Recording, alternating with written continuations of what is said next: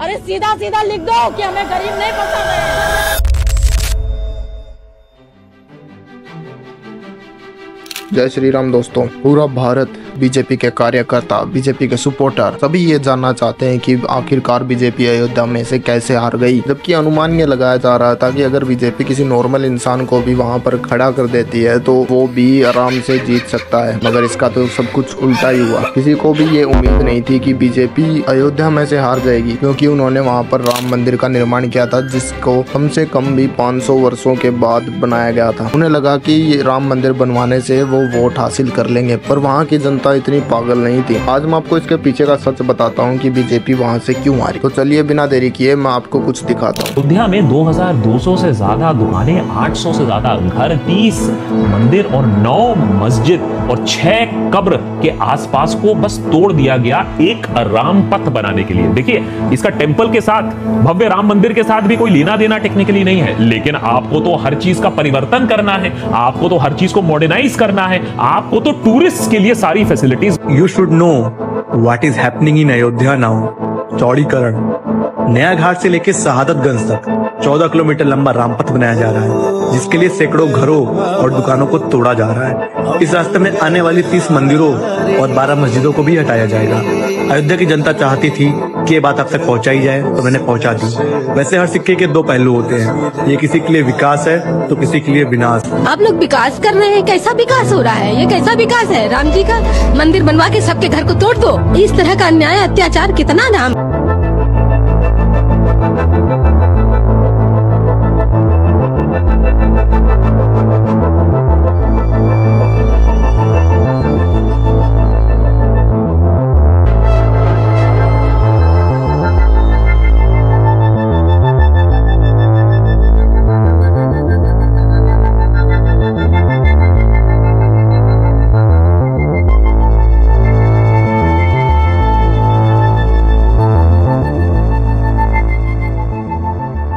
भगवान का घर बना रहे, गरीब का घर उससे भगवान भी नहीं सोचोगे, समझे? किसी कोई भगवान नहीं सोचेगा। तुम लाख मंदिर बना दो, लाख मंदिर बना दो, लाख भगवान बना दो, लोग कुछ नहीं आते, किसी गरीब का घर करोगे, समझे?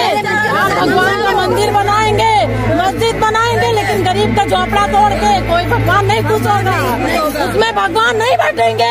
किसी गरीब का झोपड़ा तोड़ के उनको बेघर करके भगवान बैठा लो, भगवान नहीं बनाएंगे। राम को भक्त बनते हो, राम के भक्त बनते हो, राम के भक्तों को तकलीफें दे रहे हो। वो सरकार नहीं है।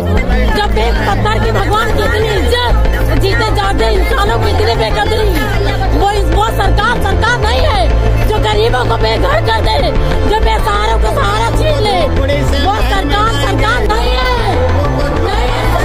इन सब के बावजूद भी जो लोग वहाँ पर रहते थे, उन्होंने बीजेपी के सपोर्ट में बहुत सी ऐसी मीम्स और वीडियोस बनाई, जिसके बाद उन्होंने अयोध्या के निवासियों को हिजड़ा भी बोला है। कईयों ने बोला कि अंधभक्त हैं या मुसलमान हैं, सभी वहाँ पर कोई भी सच्चा देशभक्त नहीं है। मगर मैं आप सभी को क्लियर कर देता हूँ कि जो राम पथ बनवाया गया था राम मंदिर के लिए, वो टूरिस्टों के लिए बनवाया गया है, मेन तरीके से मैं कह सकता हूँ। उस राम मंदिर का जो पथ बनाया गया था, वहाँ पर कम से कम भी 20,000 घरों को तोड़ा गया था, और हर घर में कम से कम भी 3 वोट तो मानकर चलो कि एक घर में 3 वोट तो होंगी। तो इस हिसाब से लगभग बीजेपी की 30,000 वोट तो अपने आप ही टूट गई थी। इतना सब कुछ देखने के बाद भी वहाँ के जो मोदी सपोर्टर हैं, उन्होंने अपना डिफेंड करते हुए बहुत सी बातें बनाई हैं। उन सबको मैं बताना चाहता हूँ कि आप सभी अंधभक्त आप सभी हैं, तो इन सब चीज़ों को छोड़िए और जो असली सपोर्ट कर रहा है देश को, उनको सपोर्ट कीजिए। इतने सारे गरीब आदमी भी थे वहाँ पर जिनका घर तोड़ दिया गया था। उन्होंने एक बार भी गरीब आदमियों के बारे में नहीं सोचा कि इनका घर जो टूटा फूटा घर है, झोपड़ी वगैरह हैं, जो जिनमें जो रह रहे हैं, क्या इनको तोड़ने से क्या